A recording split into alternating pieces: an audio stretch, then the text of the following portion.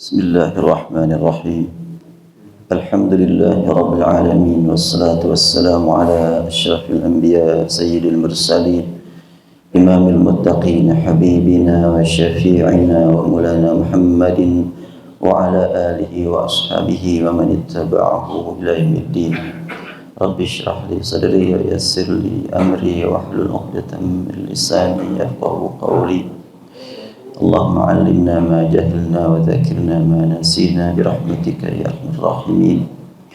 Hamba-hamba Allah, assalamualaikum warahmatullahi wabarakatuh.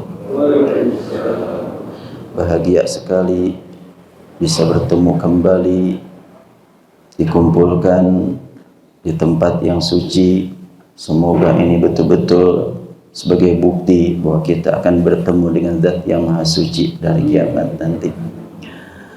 Kita memohon kepada Allah Subhanahu wa Ta'ala, semoga dari pertemuan ke pertemuan berikutnya semakin membuktikan bahwa kita termasuk ahlul Quran, ahli zikir, karena kita akan mengkaji Al-Quran dan Rasulullah SAW memberikan motivasi kepada kita agar kita menjadi ahlul Quran.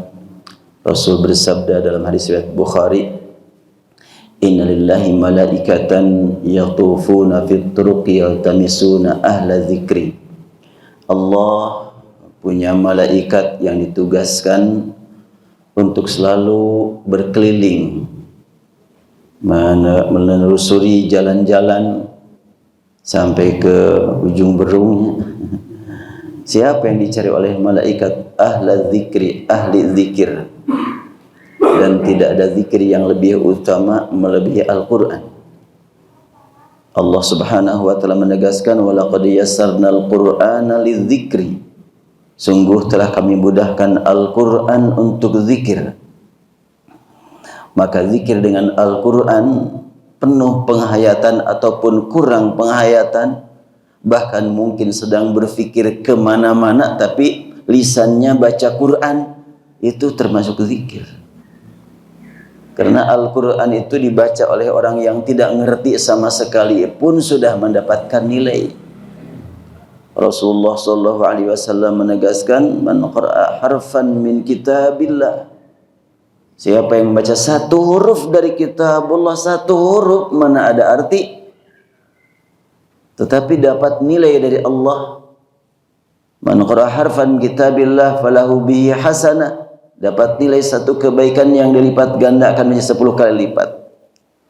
Dan Rasul menegaskan, la aqulu alif lam mim harfun. Aku tidak mengatakan alif lam mim satu huruf. Nah, alif lam mim lagi yang dicontohkan.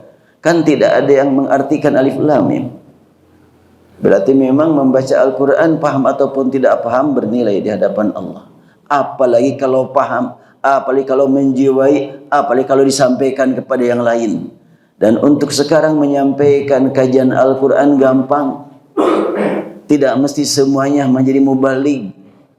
Tidak mesti semuanya menjadi penceramah. Cukup kajian yang saat ini disampaikan, sebarluaskan melalui handphone masing-masing. Gampang kan sekarang itu. Semuanya jadi da'i. Allahu Akbar. Sains dan teknologi buat umat Islam adalah alat dakwah. Dan alat zikir. Dan menyebarkan al-haq dengan alat komunikasi. Orang lain menjadikan sains dan teknologi untuk penyebaran kemaksiatan, kita untuk penyebaran dakwah. Maka kalau ada orang yang berkata, oh zaman sekarang sudah lain, zaman teknologi, banyak kemaksiatan. Kemaksiatan sejak dahulu juga banyak. Bahkan zaman Nabi Nuh lebih parah. Sampai Allah turunkan hujan yang tidak pernah terulang. Zaman Nabi Lut lebih parah. Sampai Allah timpakan gunung. Allah timpakan kepada mereka awan penuh dengan panas sampai membakar semua orang. Kita saat ini disebut dengan akhir zaman. Banyak kemaksiatan, tapi tidak separah dulu. Makanya jangan sampai menyalahkan zaman. Banyak orang nyalahkan zaman. Oh, zaman sekarang lain. Enggak, zaman mah enggak salah. Enggak berdosa zaman itu. Tapi bagaimana kita menggunakan perkembangan teknologi perkembangan sains bagaimana cara kita gunakan. Ya kalau tidak kita gunakan untuk dakwah, maka akan terkalahkanlah oleh pengguna untuk maksiat. Ya alhamdulillah sekarang kita dapat menyebarkan dakwah melalui sains dan teknologi ini. Dan ini juga nanti akan dimuat di YouTube dan juga di Instagram dengan akun Cahaya Huruf Al-Quran. Jadi akunnya Cahaya Huruf Al-Quran ya. Ini belum lama, baru 5 bulanan atau 4 bulan. Dari sejak bulan Juni. Karena YouTube yang lama ada yang nutup, ada yang nge-hack, nggak tahu dah. Begitulah. Ya udah, itu ditutup tapi kan masih jalan, cuma nggak bisa diisi lagi. Ya kita bikin yang baru. Jadi silahkan diikuti Cahaya Huruf Al-Quran. Gak usah di-follow, diikuti aja. Di-follow mah di sana di Chicago, di sini mah di Cikalongnya. Ikuti aja. Di-follow mah di sana lah di California, di Kalimalang mah di Kalijati, ikuti aja.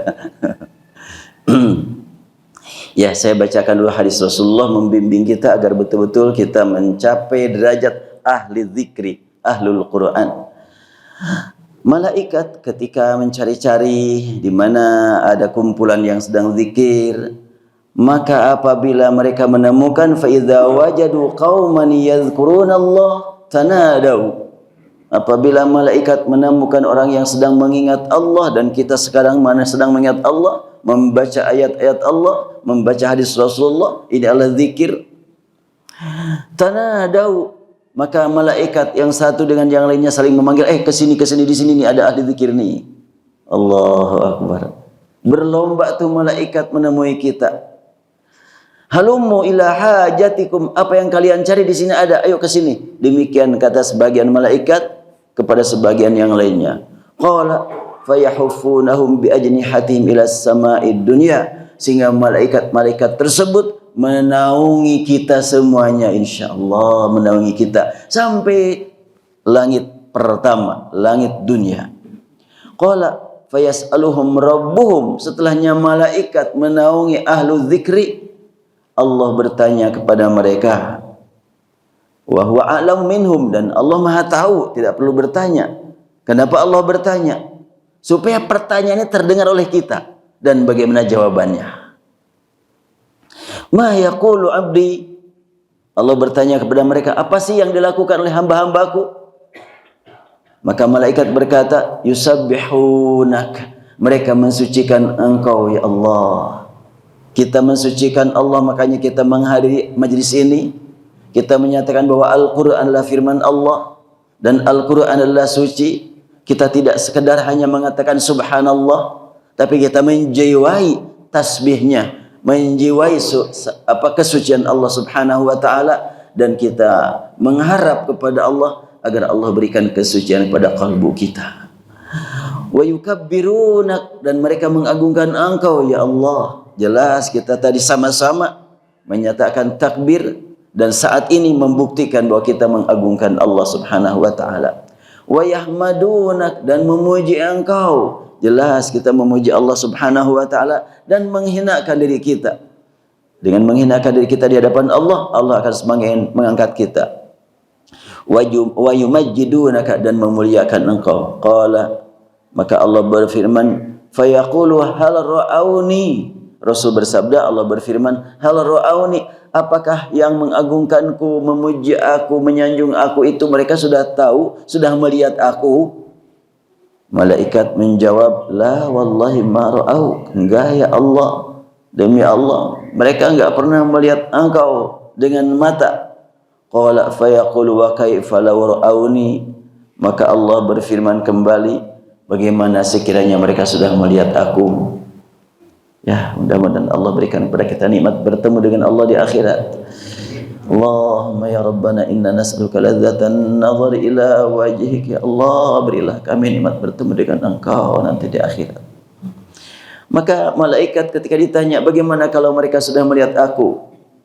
Malaikat menjawab, law ra'auka kanu ashadda laka ibadatan wa ashadda laka tamjidan wa tahmidan wa aktsara laka tasbihan. Oh, kalau mereka sudah melihat engkau, pasti semakin hebat, semakin dahsyat ibadah mereka, semakin hebat menyanjung Engkau, memuliakan Engkau, mengagungkan Engkau.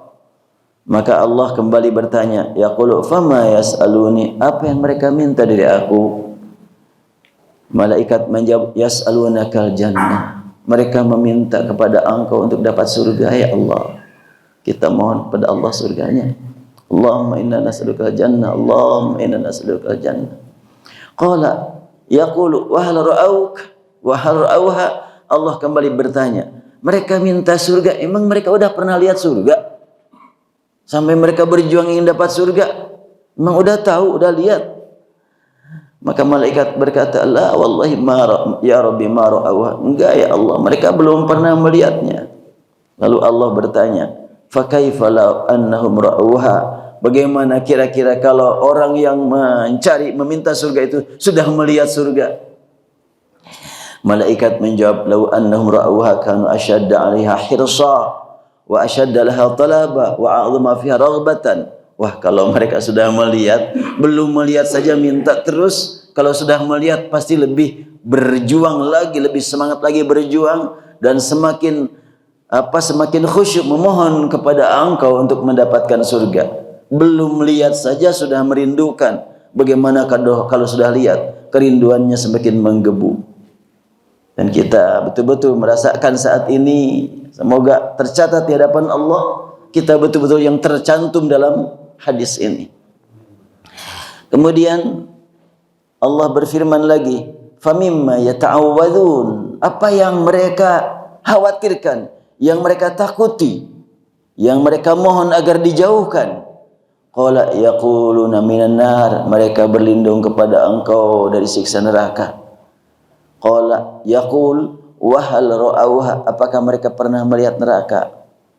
Dijawab malaikat, ya belum ya Allah. Maka Allah berfirman, fa kaifa law ra'auha, bagaimana kalau mereka sudah melihat?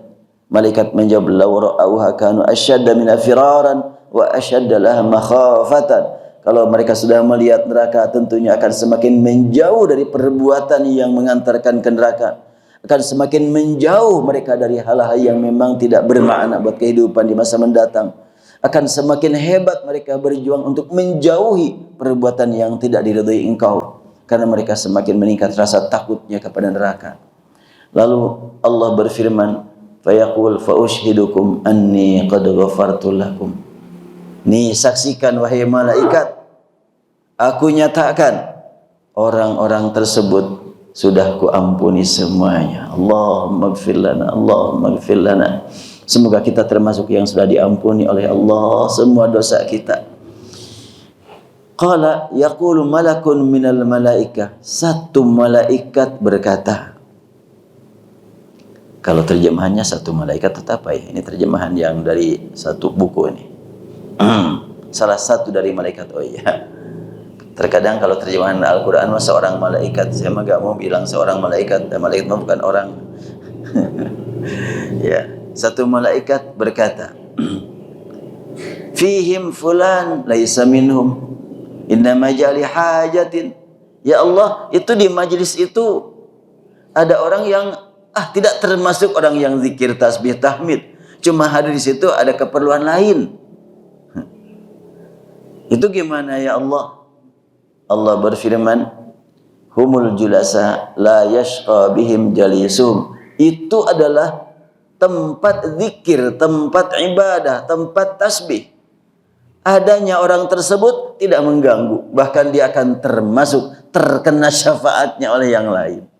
Jadi kalau pemanya di sini saat ini sedang pada tasbih takbir, tapi ada yang sedang ngorok gitunya. Tidur dia mah nggak denger gitu, itu gimana? Enggak masalah, bahkan dia juga mendapatkan ya ketularan atau kenalah kesejukan yang lain,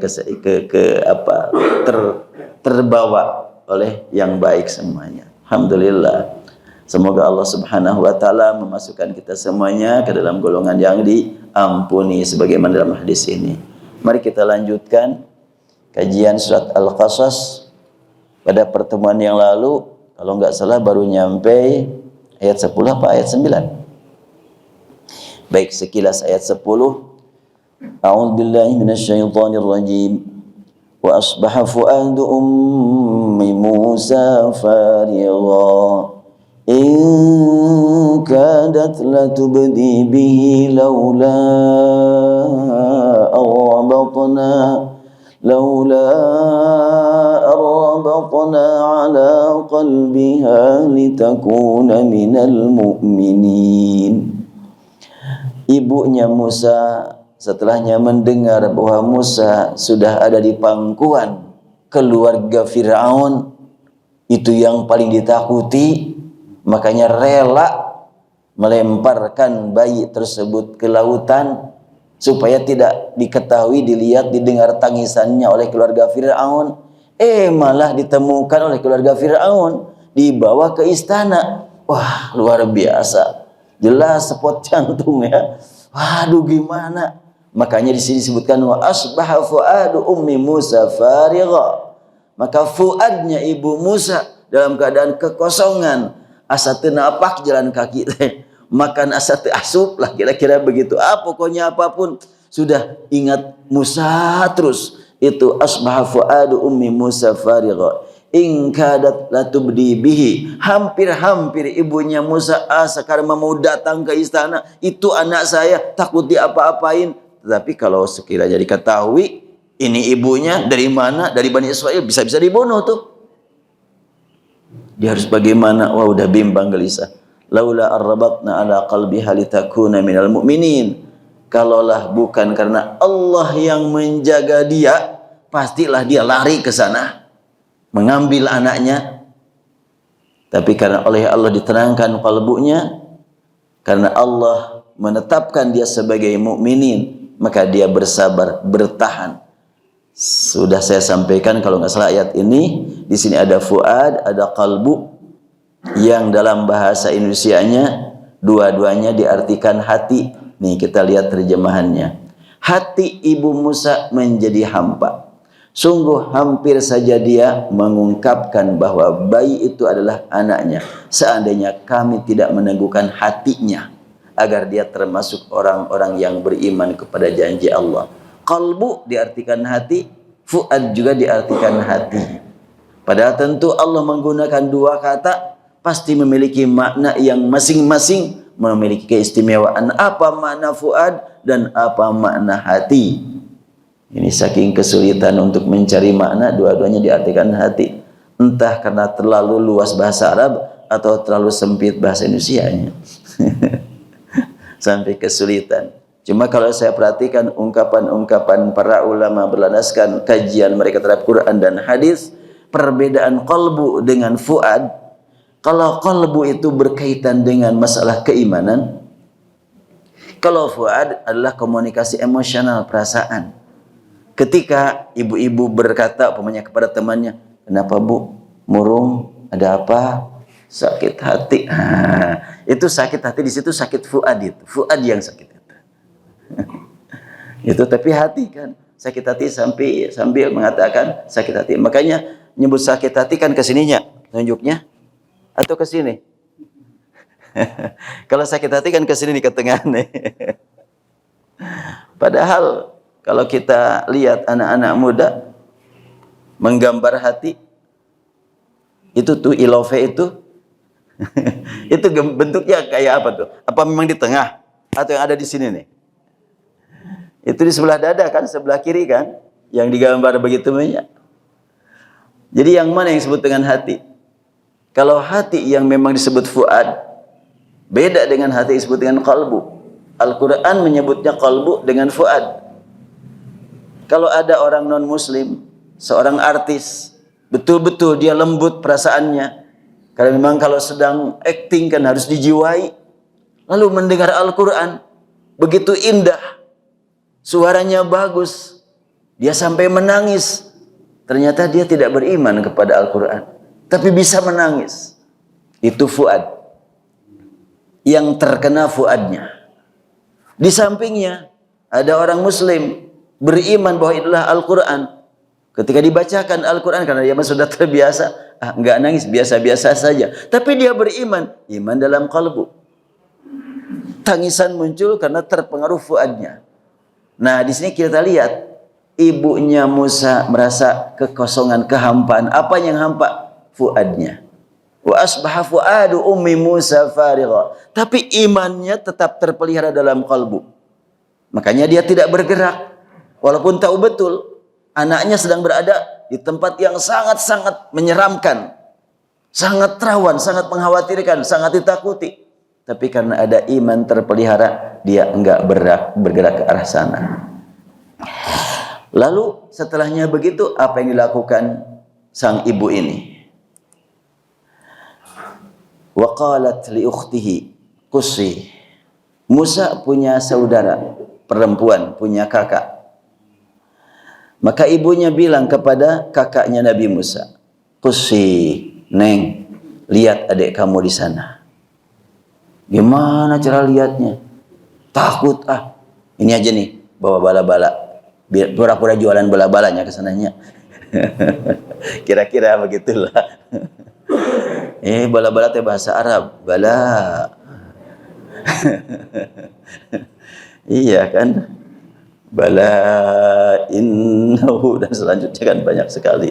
Qalu bala in tasbiru wa tattaqu. Bala. Qussi, kalimat qussi itu kan berarti lihat dari kejauhan. Artinya kejauhan dari pandangan mata para penghuni istana. Walaupun engkau tahu mereka adalah dalam keadaan yang betul-betul memegang adik kamu, kamu lihat dari jauh, jangan sampai mereka mengenal kamu. Gimana caranya? Luar biasa nih ya. Ibunya Musa melatih anaknya supaya mampu menjadi orang yang acting sebagai orang apalah gitu, mungkin menjadi pemulung atau menjadi apa, pura-pura menjadi spionasenya, menjadi mata-mata melihat adiknya. Qussi, kalimatnya, fabasrat bihi an junubin wa hum la yash'urun. Fabasrat bih, maka si perempuan tersebut, kakaknya Musa, melihat ada tuh Musa lagi digendong, lagi dipindah-pindah ke sana kemari untuk dicarikan orang yang mau menyusui dia. Banyak ya ada di istana. Berdatanganlah ibu-ibu yang sedang punya bayi, ingin mendampingi bayi ini supaya dapat menyusuinya. Nanti kan dapat hadiah besar dari istana. Dan memang pada zaman dahulu sudah terbiasa. Bayi lahir, berdatanganlah orang yang ingin mencari upah untuk menyusuinya. Dan ini ada kesamaan ya, Nabi Musa dengan Nabi Muhammad SAW dalam hal ini. Kita sekarang ini memasuki Rabiul Awal, diingatkan dengan peristiwa yang dialami oleh Rasulullah. Waktu itu belum jadi Rasul, belum dipanggil Rasul, belum dipanggil Nabi. Mungkin kalau ada di ujung berung masih dipanggil naon atunya, Ujang Muhammad, Encep Muhammad. Nah, waktu itu Rasulullah SAW pas lahir, dan subhanallah, nama-nama orang yang berhubungan dengan Rasulullah semuanya punya nama yang indah. Ayahnya Abdullah, ibunya Aminah. Yang pertama menyusui Suwaibah, dilanjutkan oleh Halimah. Semuanya nama-namanya terpuji. Terlepas dari akidah mereka apa. Apakah Abdullah dengan Aminah itu bertauhid ataukah tidak? Kita tidak dituntut untuk mencari informasi. Buktinya tidak dijelaskan oleh Rasul sendiri. Maka kita sudah tutup saja, cukup sampai di situ. Yang paling penting adalah Rasulnya. Cuma kalau kita mencari hikmat di balik Rasulullah SAW yatim sejak masih dalam kandungan, karena Allah Subhanahu wa taala ingin memelihara kebersihan, kemurnian kalbu Rasul, akal Rasul murni, kosong, dikosongkan untuk menerima Quran sepenuhnya, untuk menerima wahyu sepenuhnya. Makanya dikosongkan dari berbagai informasi. Pada umumnya ayah kan mendidik anak cara berpikir, ibu mendidik anak cara berperasaan. Karena ayah di atas ibu perasaannya, ibu di atas ayah apa? Ayah di atas ibu pemikirannya, ibu di atas ayah perasaannya. Jangan dibalik ya. Maksudnya gimana? Dasar laki-laki kurang perasaan, nggak enak dibilang gitu namanya. Dasar perempuan kurang mikir, nggak enak. Coba kalau dibalik, oh perempuan perasaannya di atas laki-laki, oh laki-laki pemikirannya di atas perasaan, dua-duanya di atasnya, jadi enak gitu. Ya tinggal ganti bahasa dari tata kene ke sini. Tapi kan kita sangat dituntut untuk memilih kalimat yang enak. Nah, tadi ada kesamaan Nabi Muhammad SAW pas lahir maka disusui oleh Suwaibah. Suwaibah ini budaknya Abu Lahab. Coba budak ya, budak belian, hamba sahaya menyusui Rasulullah pertamanya. Kemudian setelah itu ya dicari para upah, ya ibu-ibu yang cari upah untuk menyusui, berdatanganlah ke kota. Maka yang lain-lain pada musimnya diambil bayi ini, diambil oleh ini. Pas Nabi Muhammad nggak ada yang mengambilnya. Kenapa? Anak yatim, siapa yang ngasih upah? Nggak ada yang tertarik untuk ngambil Nabi Muhammad.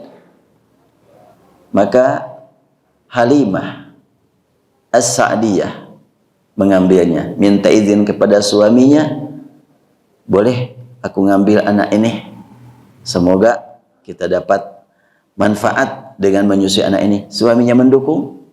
Maka yang lainnya sudah pada pulang, ditinggal Nabi Muhammad, lalu Halimah mengambil Nabi Muhammad, disusuinya dan pulang ke kampung, ke Bani Sa'idah.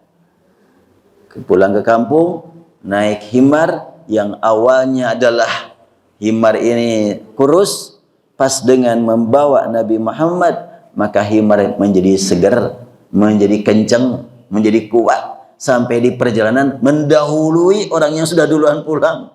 Dan Halimah pas menyusui Nabi Muhammad langsung subur payudaranya, sehingga dinikmati oleh saudaranya. Saudara sesusu Rasulullah namanya juga Abdullah. Luar biasa nih ya. Jadi teman atau saudara sesusunya sama-sama disusui oleh Halimah, namanya Abdullah. Ayahnya Abdullah, yang menyusui dia Halimah. Yang pertama Suwaibah. Apa Suwaibah? Sawab. Sawab itu pahala. Abdullah hamba Allah. Halimah yang santun, yang sabar. Halimah kan. Aminah yang terpercaya. Ibunya Nabi Muhammad Aminah, namanya sangat indah. Semuanya yang berdekatan dengan Rasulullah namanya indah-indah semuanya. Beda dengan majikannya Suwaibah. Majikannya Suwaibah Abu Lahab. Atau umpamanya ya kakeknya yang tidak langsung dari kecil, kakeknya Abdul Muttalib ya. Kemudian Abu Thalib. Ya, tidak ada yang memang tercela namanya. Baik, selanjutnya. Fabasrat bihi an junubin, kembali kepada Nabi Musa. Nabi Musa disusui. Beda kalau Nabi Muhammad memang karena budaya seorang ibu melahirkan, dicarikan orang yang mau menyusuinya. Kalau Nabi Musa enggak demikian, karena demi keselamatan jasadnya. Ini sangat indah bahwa amal perbuatan Nabi itu adalah untuk membawa kepada kebaikan dan untuk menyelamatkan manusia dari bahaya, kan gitu ya. Semua perjuangan kita hanya kita lakukan untuk dua hal. Ingin enak, ingin selamat. Ingin maslahat, ingin selamat. Cuma itu yang kita cari. Gak ada lagi yang kita cari. Nah, Nabi Muhammad SAW sejak kecil adalah diberi asi untuk supaya kesejahteraan beliau. Sedangkan Nabi Musa untuk keselamatan beliau. Satu kesatuan. Makanya Nabi Musa paling banyak disebut dalam Al-Quran. Lebih banyak daripada nama Muhammad. Cuma kalau Muhammad tidak disebut namanya, tetapi Al-Quran ditujukan kepada beliau terus. ada anta, adaka. Ya, kepada Nabi Muhammad kebanyakan ada panggilan ya ayuhan nabi. Dan hanya Nabi Muhammad yang dipanggil ya ayuhan nabi, ya ayuhan rasul. Apabila kita temukan dalam Al-Quran panggilan ya ayuhan nabi, itulah kepada Rasulullah. Kepada nabi-nabi yang lain panggilan nama langsung semuanya. Ya Adam, uskun anta wa zawjukal jannah. Adam, kata Rasulullah. Apa kata Allah? Uskun anta wa zawjukal jannah. Ya Adam, wahai Adam, tinggallah engkau di sini bersama istri kamu. Nuh bagaimana? Ya Nuhu innahu laisa min ahlik. Ketika Nabi Nuh memohon kepada Allah, menyampaikan keinginan agar dibebaskan dari rasa sedih, bimbang, gelisah terkait dengan anaknya yang sudah tenggelam. Wa nada Nuh rabbah faqala rabbi inna ibni min ahli wa inna wa'dakal haqq wa anta ahkamul hakimin. Ya Allah, Rabbku, anakku, keluarga aku sudah tenggelam, mati di sana. Aku mohon engkau berikan kepadaku kesabaran. Allah langsung menegur, ya Nuh, innahu laisa min ahlik. Itu bukan keluarga kamu. Kau bilang keluarga lagi. Macam-macam kamu, jahil kamu. Teguran keras dari Allah kepada Nabi Nuh. Gara-gara Nabi Nuh menyebut keluarga kepada anaknya yang sudah jelas-jelas kufur. Allah Akbar. Berarti kekuatan ikatan Allah berlandaskan keimanan, bukan berlandaskan darah. Panggilan Allah kepada Ibrahim, ya Ibrahim awwib, ya Ibrahim, apa itu lupa lagi, ya Ibrahim qad saddaqta ru'ya. Wahai Ibrahim, mimpi engkau sudah engkau buktikan. Panggilan ya Ibrahim. Kepada Nabi Musa, Allah manggil ya Musa innahu anallah la ilaha illa ana. Wahai Musa, yang engkau cari aku nih Allah. Nabi Musa kan mencari, maka ditemukanlah cahaya, temukanlah itu, temukan ini. Maka Allah tegaskan, aku, bukan itu yang kamu cari, aku Allah. Allah manggil kepada siapa lagi? Kepada Nabi Zakaria. Ya Zakaria, inna nubashiruka bi ghulam. Wahai Zakaria, aku kasih kabar gembira kamu ada gulam di sana. Ya Zakaria, ya Zakaria, apalagi? Ya Zakaria, ya Yahya, khudil kitaba biquwwah. Wahai Yahya, ambil kitab dengan kuat. Ya Yahya, ya Zakaria, ya Isa, inni mutawaffika wa rafi'uk. Semua nabi dipanggil Allah dengan kalimat, dengan sebutan nama, tapi tidak ada di dalam Al-Quran panggilan ya Muhammadu. Diistimewakan oleh Allah karena Nabi Muhammad nabi yang sempurna kenabiannya, rasul yang sempurna kerasulannya. Tiada nabi, tiada rasul setelahnya. Allah berluar biasa. Nikmat kita termasuk umat Nabi Muhammad yang diistimewakan dari sekian banyak nabi. Ya, kita lanjutkan. Fabasurat bihi an junubin wa hum la yash'urun. Kakaknya Nabi Musa melihat Musa dari kejauhan, dan orang-orang di sekitar Musa tidak tahu kalau itu kakaknya. La yash'urun. Kalau tahu curiga. Karena tidak tahu, ya tenang-tenang saja. Kemudian diperhatikan dari kejauhan oleh anak perempuan ini. Apa yang dilakukan oleh bapak-bapak, ibu-ibu. Siapa yang maksud bapak? Fir'aun itu sendiri. Kemudian siapa yang disebutkan ibu? Banyak. Di antaranya adalah yang memang berjuang untuk menjadikan Musa sebagai anak angkat. Sudah dibahas sebelumnya. Yaitu yang berkata, asa ayyan fa'ana aw nattakhidahu walada. Kata seorang ibu, udah kita angkat jadi anak kita saja deh. Tapi Fir'aun masih takut. Kenapa? Karena Fir'aun kan bermimpi sebelumnya, aku akan digulingkan oleh anak laki-laki yang lahir dari Bani Israel. Gawat nih, makanya bunuh aja semuanya anak laki-laki dari Bani Israel. Kata orang-orang terdekat dengan Fir'aun, ya kalau semuanya anak dari Bani Israel dibunuh, terus siapa yang nyangkul, siapa yang nyawa, siapa yang ngebuan? Siapa yang akan kerja keras? Capek dong kita. Jadi kalau gitu, tanggal ganjil biarkan hidup, tanggal genap bunuh, kira-kira begitulah. Pas Nabi Musa lahir adalah pada tanggal yang memang keputusan Fir'aun harus dibunuhnya. Itulah skenario Allah. Dan mendidik kita, membimbing kita tentang hakikat keimanan, akidah. Karena itu seberat-beratnya tantangan, kalau Allah berikan perlindungan, enteng-enteng saja. Seringan-ringannya perjalanan, kalau tidak ada pertolongan dari Allah, nggak akan bisa kita lakukan, pasti berat. Ini kan pembinaan akidah buat kita, apa yang dialami oleh Nabi Musa ini. Maka selanjutnya bagaimana? Wa harramna 'alaihi al-maradi'a min qablu faqalat, sebagaimana Rasulullah sallallahu alaihi wasallam pas lahir orang tidak mampu menyusuinya.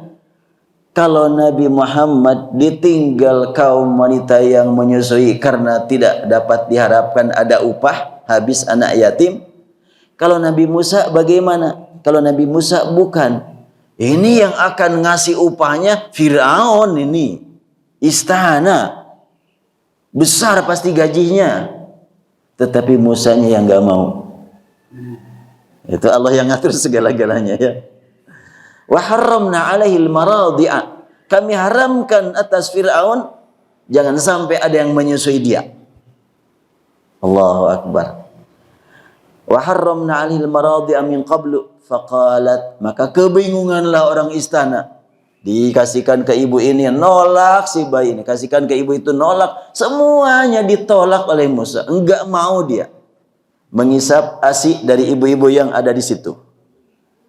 Maka si kakaknya langsung mendekat tuh pintu. Siapa tuh? Enggak, saya sedang main-main, boleh masuk? Boleh. Mau apa kamu? Ini saya lihat ada bayi yang tidak mau menyusui kepada siapapun, tidak mau ngisap ASI kepada siapapun. Kalau boleh saya kasih tahu apa? Ada seorang ibu di sana yang ahli sekali ngurus anak. Keluarganya sangat sayang kepada anak. Mudah-mudahan si bayi ini bisa ngisap ASI ibu itu. Di mana itu dia? Sana, masuk ke jalan di ujung Berung tuh ada situ. Ada di situ. Betul kamu? Iya, bapak-bapak, ibu-ibu, dijamin ibu itu mah bisa lah. Bisa diterima ASInya oleh bayi ini. Hal adullukum ala baitin yakfulunahu, maukah aku tunjukkan kepada kalian satu rumah yang pasti mampu menyusui anak ini. Anak ini pasti mau ngisap ASI orang yang ada di situ. Lakum wahum lahu nasihun. Nah, lakum wahum lahu nasihun, dan mereka betul-betul akan berguna buat kalian dan akan berguna buat anak ini. Luar biasa ini. Si anak perempuan ini hebatnya bahasanya. Ya bahasa Quran, bahasa Allah. Seperti apa redaksi anak itu bimbingan Allah itu. Karena akan diabadikan untuk sampai kepada kita beritanya. Dan ceritanya sudah ada sebelum Musa lahir. Al-Quran ini, ayat ini sudah ada sebelum Musa lahir kan. Itu yang patut kita perhatikan ya. Al-Quran cerita tentang Musa sudah tersusun sebelum Musa ada. Al-Quran bicara tentang Nabi Muhammad sudah tersusun sebelum Nabi Muhammad ada. Kok bisa? Ya kan Allah yang menyusun, Allah yang menentukan, Allah yang berfirman. Kalaulah seorang arsitek di sini mau membangun satu bangunan, sudah terbayang segala-galanya, bahannya sekian, tempatnya di sini, ini tiangnya, pas jadi kan persis seperti yang direncanakan. Allah lebih dari itu tentunya. Makanya ketika Allah Subhanahu wa taala menghendaki agar Musa tidak mau menyusui siapapun, karena sudah diprogram oleh Allah. Al-Quran sudah ada sebelum Nabi Musa ada. Sebelum langit dan bumi diciptakan, Al-Quran sudah duluan ada. Dalam hadis riwayat Bukhari, Rasul bersabda, pertama Allah menciptakan pena, qalam, dan Allah berfirman kepada pena, tulis. Maka qalam berkata, apa yang aku tulis ya Allah. Tulis yang ada sekarang, yang engkau lihat saat ini, dan juga yang akan ada sampai ilal abad, tulis semuanya. Itu sudah ada catatannya itu. Maka Al-Quran sudah ada sebelum langit dan bumi diciptakan. Faradadnahu ila ummihi, maka setelahnya si perempuan tadi menunjukkan ada di sana, nih alamatnya, bisa dicari di Sherlocknya. Maka dicarilah alamat tersebut sampailah ditemukan seorang ibu. Asal mulanya panggil sini. Maka si anak tersebut langsung bilang ke ibunya Musa, "Ma, suruh ke sana." Enggak. Bawa aja ke sini. Oh, mulai di situ harga diri tampil. Padahal memang ada hal yang lainnya. Aku enggak bisa ke sana karena aku banyak urusan di sini, ngurus adik, ngurus kakak kamu, ngurus suami, ngurus rumah tangga. Aku enggak bisa ke sana. Bawa aja bayinya ke sini. Luar biasa ya. Seorang ulama ahli Al-Quran, Syekh lupa lagi namanya, Awad Al-Biyudi kalau tidak salah. Beliau menyatakan, pada saat keluarga istana mau menerima usulan dari anak, lalu anak mengatakan, seorang ibu yang biasa menyusui anak dan bayi itu bersedia untuk menerima bayi ini, tetapi dia tidak bisa datang ke sini, banyak urusan. Jadi mohon kiranya dari sini aja diantarkan ke sana. Oh siap. Kata istrinya Fir'aun, Asiyah, ayo kita bawa. Wah, datang dari istana ngantarkan bayi ke sana. Luar biasa penghormatan buat orang tua Nabi Musa. Maka tentunya diiringi dengan pawainya, ngantarkan bayi istana ke sana. Nyampe di sana langsung dicoba, diambil, digendong sama ibunya, langsung menyusui. Oh, bahagia semuanya ahli istana. Bahagianya luar biasa. Betul, ini jasa anak nih.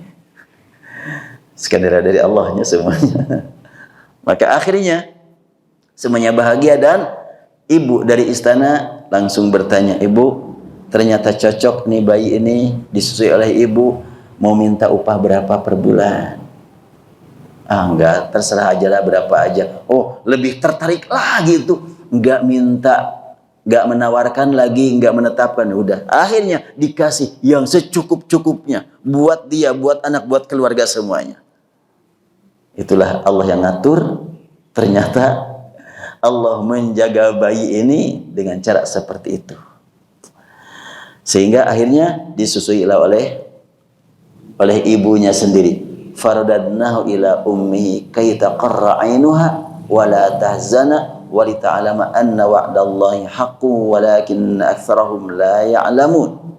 Maka kami kembalikan firman Allah Musa kepada ibunya supaya ibunya betul-betul merasakan tenang, tentram dan tidak sedih lagi.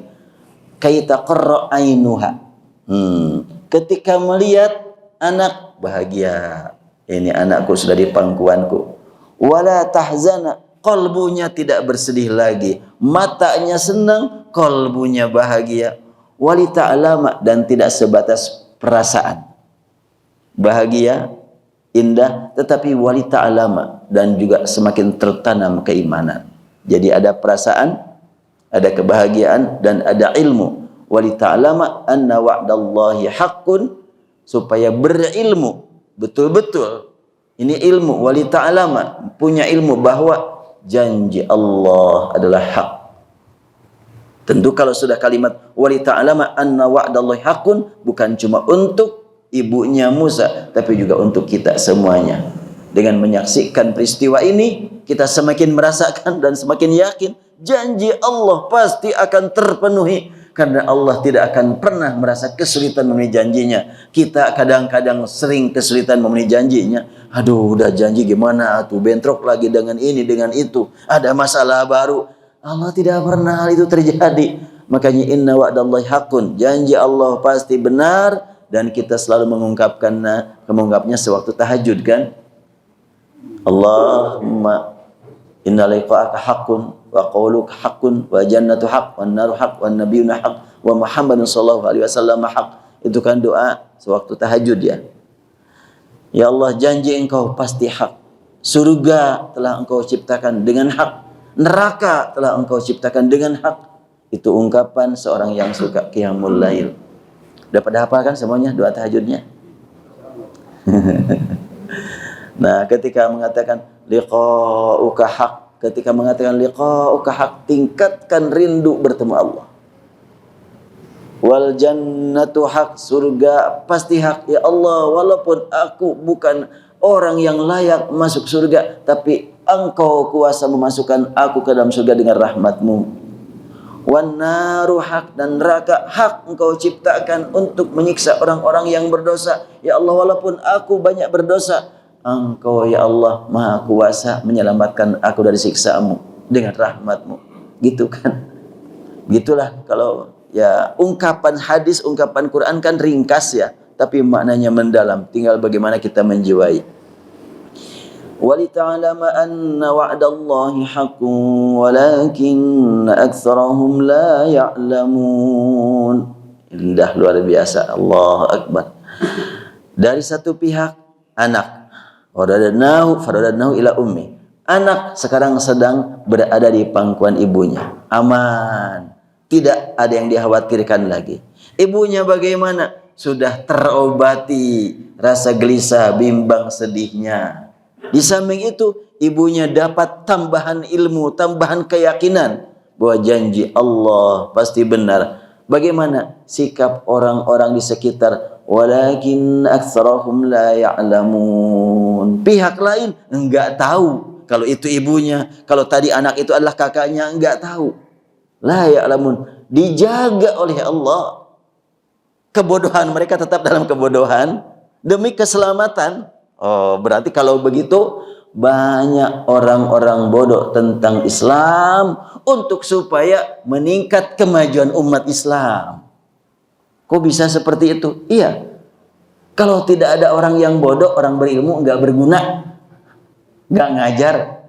Para dosen nggak punya pekerjaan tuh kalau nggak ada orang yang mencari ilmu. Kalau nggak ada orang yang sakit, dokter nggak berguna kan gitu ya. Kalau nggak ada pembeli, penjual nggak berguna. Demikianlah Allah ciptakan manusia. Inna sa'yakum lasyatta. Kehidupan kamu sangat beragam. Ada langit, ada bumi, ada gelap, ada terang. Yang berlawanan itu sebetulnya saling memerlukan. Pasien memerlukan dokter, dokter memerlukan pasien. Kalau nggak ada pasien sama sekali, kasihan dokter. Lama-lama belajar, nggak berguna itu ilmunya. Demikian pula ada mukmin, ada kafir. Allah ciptakan begitu agar orang beriman membuktikan keimanannya dalam beramal. Disiapkan oleh Allah. Nih ada orang kafir, ajak oleh kamu menuju keimanan. Ya tapi kasihan dong yang Allah ciptakan menjadi orang kafir, kasihan dong. Semua Allah berikan bekal kok untuk beriman. Dan boleh jadi ketika kita menyaksikan saat ini ada orang kafir sangat jahat lagi, membangkang lagi, bohong kerjaannya. Kalau Allah menghendaki orang yang seperti itu untuk mendapatkan nikmat di akhirat, ya menjelang mati dia beriman. Dan sudah banyak yang kita saksikan saat ini secara langsung ataupun tidak langsung melalui media sosial yang masuk Islam saat ini sekali mengucapkan 2 kalimat syahadat 100, 200, 1000, 2000. Allah. Media sosial lagi berguna ya buat dakwah. Dulu kita nggak denger dan nggak menyaksikan, sekarang mau menyaksikan oleh media. Dipimpin baca syahadat sekian ribu orang, sekian ratus orang. Islam membimbing kita untuk memanfaatkan kehidupan demi masa depan yang abadi. Anna wa'dallahi haqqun walakin aktsaran nasi la ya'lamun. Mau sampai jam berapa nih? Sekarang mah soalnya mulainya sebelum jam 5 soalnya kan. Biasa-biasa ya jam 5 baru mulai. Mau sampai jam 6 atau sudah cukup? Terserah aja buat saya sih, insyaallah ada waktu. Karena sampai di sini ini masa kecilnya. Ayat berikutnya ini sudah bab 2 Nabi Musa nih. Atau mau ada pertanyaan dulu, dipersilahkan kalau sekiranya ada yang mau ditanyakan. Baik berkaitan dengan kisah ini ataupun yang lain. Yang jelas, ya, mangga silahkan.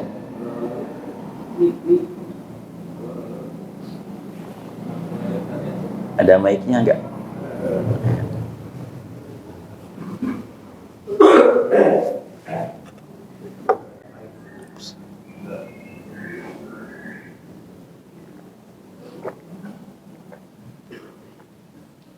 Terima kasih Ustaz.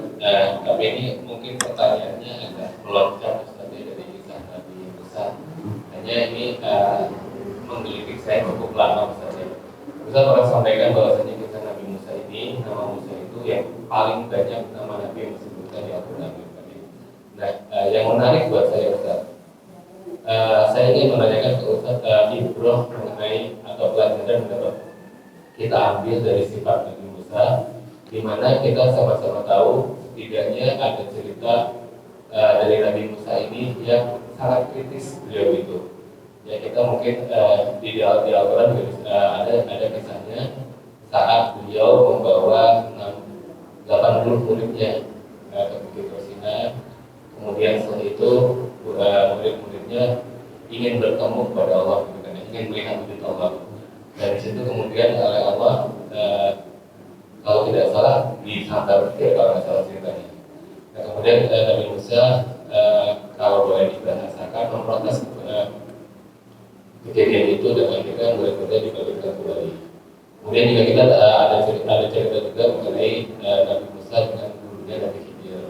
Itu juga kan ada pertanyaan-pertanyaan Nabi Musa yang sangat kritis terhadap keputusan Nabi Khidir. Kemudian yang paling fenomenal mungkin Ustaz cerita mengenai Isra-nya Mi'raj Nabi Muhammad saat menerima perintah 50 waktu sholat. Yeah. Nah itu kan kemudian ceritanya itu saat bertemu Nabi Musa minta didiskon beberapa kali.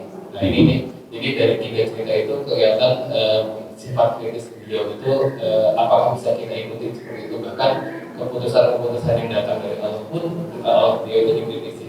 Nah itu apa yang bisa kita ambil dari situ? Terima kasih. Ya banyak nih. Paling tidak ada 3 poin yang harus kita angkat. Pertama terkait dengan ya bagaimana beliau sampai memohon untuk ingin bertemu dengan Allah, kemudian juga dengan kisahnya Nabi Khidir. Ya, saya mungkin untuk dengan Nabi Khidir dulu ya, karena kalau semuanya terlalu panjang. Saya pilih Nabi Khidir dulu. Dalam perjalanan beliau dengan Nabi Khidir itu, kalau kita ambil pelajaran yang paling besarnya adalah di situ ada metodologi pendidikan.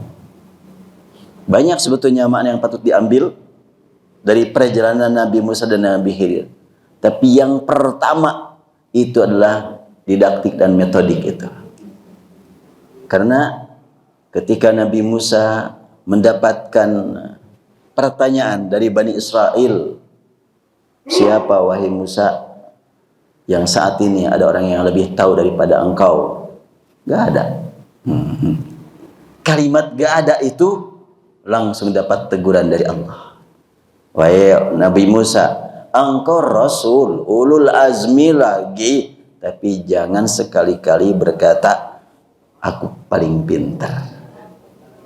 Saat ini banyak orang yang seperti itu ya. Ketika di masyarakat, akulah ya ahli hadis, akulah ahli kaji sunnah, akulah ahli tafsir. Hati-hati. Ada orang yang disembunyikan oleh Allah, lebih dekat dia dengan sunnah Rasul, lebih dekat dia dengan Al-Quran, cuma enggak dikenal masyarakat. Dengan cara apa? Tentu Allah yang memberikan kepadanya ilmu yang tidak engkau miliki. Bagaimana orang dekat dengan Allah? Saat ini saya harus betul-betul hati-hati. Sebagai pribadi yang mendapatkan tugas dari Bapak dan Ibu untuk menyampaikan kajian Al-Quran ini, saya harus hati-hati betul di hadapan Allah. Di sini harus punya dugaan. Selalu ada orang yang lebih khusyuk ibadahnya, lebih diterima ibadahnya oleh Allah dibanding dengan saya. Boleh jadi secara keilmuan beda-beda dibagi oleh Allah. Mungkin dia ahli matematika, dengan matematikanya dia lebih dekat kepada Allah. Mungkin dia ahli astronomi, dengan ilmu astronominya dia lebih dekat dengan Allah dibanding dengan saya. Nabi Musa, dia dapat ilmu dari yang lain. Ternyata ada yang lebih dekat kepada Allah dalam hal yang lain. Dan Allah subhanahu wa ta'ala menyuruh Musa untuk belajar kepadanya. Apa yang dipelajari dari orang tersebut yang tidak diketahui oleh Nabi Musa? Saya juga harus begitu sebetulnya kan. Saat ini umpamanya, ya saya harus belajar. Mungkin di sini ada ahli ekonomi, dia dengan ekonominya lebih dekat kepada Allah. Nah, dulu Nabi Musa merasa orang yang paling hebat. Siapa katanya yang lebih tahu daripada aku? Ternyata Allah beritahukan ada, kau harus belajar sama dia. Akhirnya Nabi Musa mencari terus-terusan, jalan terus bersama seorang pemuda. Dan sejak awal sudah Allah ingatkan dengan peristiwa yang tidak masuk akal. Berjalan terus sampai kata Nabi Musa, saya tidak akan berhenti berjalan sebelum bertemu dengan orang yang diterangkan Allah kepadaku. Falamma jawaza qala fatahu atina ghada'ana laqad laqina min safrina hadza nasaba. Perjalanan cukup panjang, jauh. Sampai akhirnya sudah melewati satu daerah, satu kawasan, capek, letih. Langsung manggil, "Dek, kita kan sudah bawa persiapan makanan, mana makanan? Capek, duh. Yuk kita istirahat dulu, makan dulu." Aduh, kata temannya. Kenapa? Lupa aku nggak bilang. Kenapa? Ada apa? Iya, itu pepes ikan atau pepes atau bakarnya yang sudah kita siapkan untuk sarapan. Ketika kita istirahat di batu sana, itu ikan tuh jalan ke laut. Hah? Nah, ittakhadha sabilahu fil bahr. Dia jalan menuju lautan. Ajabah, sangat mengagumkan. Saya ingat ayat ini ketika dibaca oleh seorang ahli Al-Quran dari Mesir bernama Syekh Muhammad Jibril.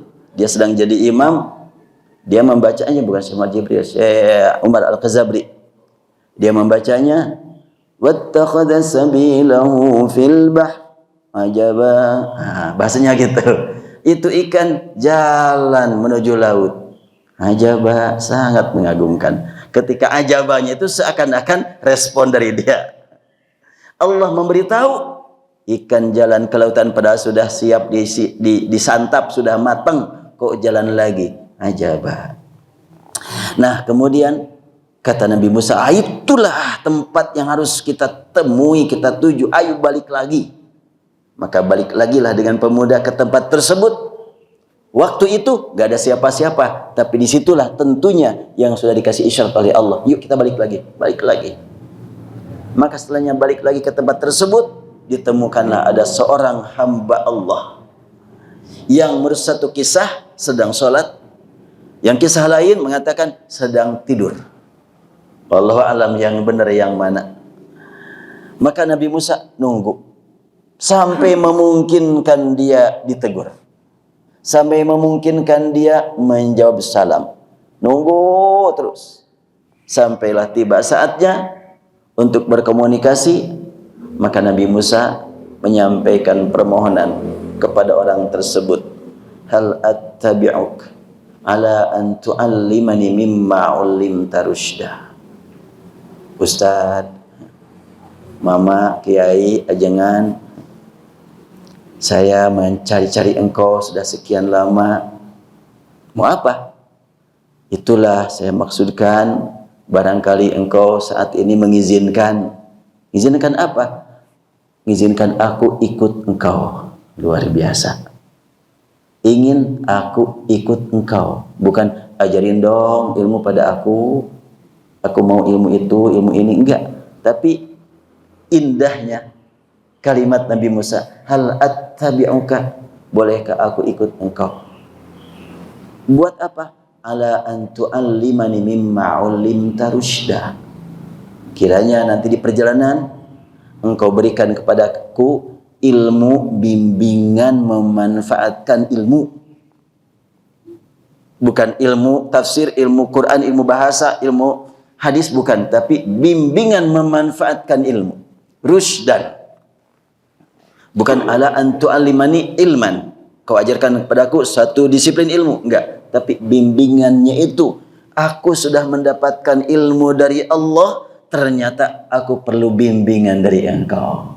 Saat ini kita saksikan banyak orang yang ilmunya luas, akhlaknya parah. Karena untuk saat ini dengan kemajuan teknologi, sains, mencari ilmu gampangnya. Dulu saya masih ingat di kampung, saya masih ingat dibimbing oleh ayah. Di sana ada ceramah, masih ingat waktu itu, dari Bandung mubalignya, bapak-bapak dan ibu-ibu tahulah, Pak Ustadz Endang Ansori. Ceramah di Cianjur, di Cibeber. Ayah saya ngajak, saya waktu itu masih kecil. Ayah saya ngajak mendengarkan ceramah beliau. Jalan kaki berapa ya? Sekitar 10 kilo.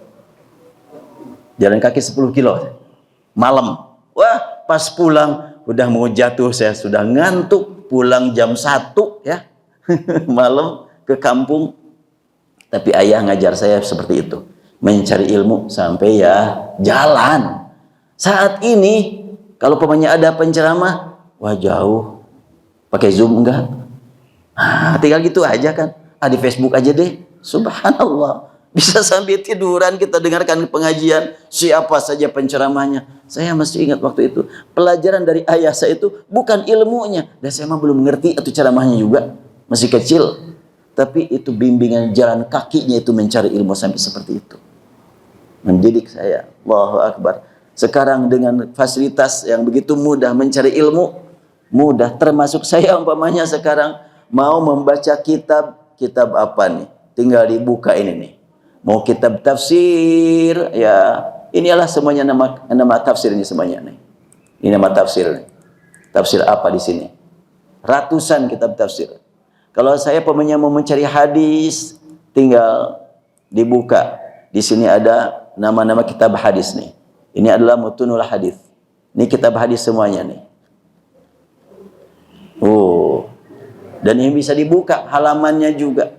Sekarang umpamanya saya mau mencari hadis apa? Taruhlah umpamanya mau mencari hadis qunut umpamanya. Qanata, tinggal ditulis. Nah, kita ambil dari mutunul hadis. Mau semua hadis atau mau hadis Bukhari saja, tinggal dilihat di sini. Mau Bukhari dan Muslim, Abu Dawud, Kutubus Sittah, udah akan muncul. Nah, ini dia hadis.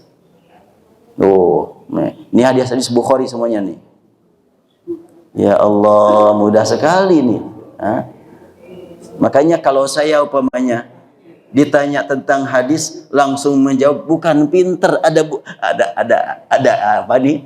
Ada gurunya ini. Ada rahasianya ini. Bukan waduh, Saiful Islam tahu aja tuh hadisnya. Iyalah. Ada guru pinternya di sini. Nah, riwayat Bukhari, Muslim, terus di sini ada riwayat Muslim. Tinggal dipilih. Atau mau dari semua hadis, ada di sini 190 kitab hadis. Gampangnya. Nih, ini adalah yang ada tulisan qanata dalam Bukhari dan Muslim ada. Dalam Al-Mustadrak Al-Sahihain ada. Ini kalau mau mencari hadis apa saja, ketika dari sekian ratus jilid kitab hadis itu dicari satu hadis nggak ada, berarti itulah hadis maudhu. Gitu aja, gampang. Hadis itu palsu. Taruhlah pemanya saya mau mencari ini hadis yang paling populer di kalangan ibu-ibu. Al-jannah tahta aqdamil ummahat. Al-jannatu tahta, ya ini tulis al-jannatu tahta saja nih. Ada enggak nih dalam hadis yang Kutubus Sittah? Yang ada adalah tahta bariqihi. Kalau tahta aqdamil ummahat, saya langsung harus lengkap nih. Tahta aqdamil ummahat. Aqdamil ummahat. Iya. Nih, al-jannatu tahta aqdamil ummahat. Udah enggak ada tuh. Surga di bawah telapak kaki ibu, nggak ada tuh di situ. Jadi tata di mana tuh? Mungkin dalam kitab Kutubus Sittah enggak ada, mungkin di semua kitab hadis. Dicoba semua kitab hadis, tinggal klik ini Al-Majmu'ah Kulluha. Kita lihat 191 kitab hadis. Mungkin ada di dalam kitab hadis maudhu atau kitab hadis dhaif, mungkin ada. Kita lihat, kita tunggu. Jadi ada buku pinter sekarang itunya. Makanya kalau saya sampaikan ke santri, dulu saya mendengar kiai di kampung, ilmu itu dalam dada bukan dalam tulisan. Sekarang enggak, zaman teknologi. Ilmu bukan di dada tetapi di laptop. Laptop bisa menjawab semuanya. Nah, ini kita sedang mencari hadis dalam 191 kitab hadis. Bukan jilid, apalagi halaman. Kitabnya. Bukhari berapa jilid, Muslim berapa jilid, Musnad Ahmad bin Hanbal berapa jilid. Itulah satu terhitungnya itu. Nah, kita lihat nih. Al-Jannah Tahta Aqdamil Ummahat belum muncul nih, enggak tahu ada apa enggak nih. Kemudian apalagi? An-nadhafatu minal iman. Oh, itu dalil yang paling populer itu. Banyak sebetulnya yang sangat populer, dalil-dalil sebut hadis, ternyata hadisnya enggak ada. Sementara yang sahih kadang-kadang ditolak. Baik, udah jam 6, kita cukupkan sampai di sini. Jadi tadi 3 pertanyaan, 1 aja belum selesai jawabannya. Kita akhiri, semoga Allah pertemukan kita kembali di bulan berikutnya. Dan saya mohon doanya semoga diberi nikmat sehat. Dan tanggal 25 saya akan berangkat umroh lagi, ya. Mudah-mudahan diberi kesehatan di perjalanan. Dan paling utama adalah mampu membawa jamaah berzikir. Itu yang paling berat tanggung jawab di hadapan Allah. Allahumma salli wa sallim ala habibina wa syafiina maulana Muhammad wa sallim radhiyallahu tabaraka wa ta'ala an kulli sahabati Rasulillah ajma'in. Ya Rabbana lakal hamdu kama yanbaghi li jalali wajhika wa 'azimi sultanik. Allahumma sallimna wal muslimin. Allahumma afina wal muslimin. Allahumma a'izzal Islam wal muslimin. Allahumma adhilla syirka wal musyrikin. Allahumma ahlikil kafarata wal zalimin. Rabbana hab lana min azwajina wa dhurriyyatina qurrata a'yun waj'alna lil muttaqina imama. Allahumma rabbana afrigh alaina sabra wa tsabbit aqdamana wa ansurna 'alal qaumil kafirin. Rabbana atina fid dunya hasanah wa fil akhirati hasanatan wa qina 'adzabannar. Wa sallallahu ala Muhammadin abdika wa rasulika an-nabiyil ummi wa ala alihi wa sahbihi wasallim walhamdulillahi rabbil alamin. Subhanakallahumma bihamdika asyhadu an la ilaha illa anta astaghfiruka wa atubu ilaik. Assalamualaikum warahmatullahi wabarakatuh.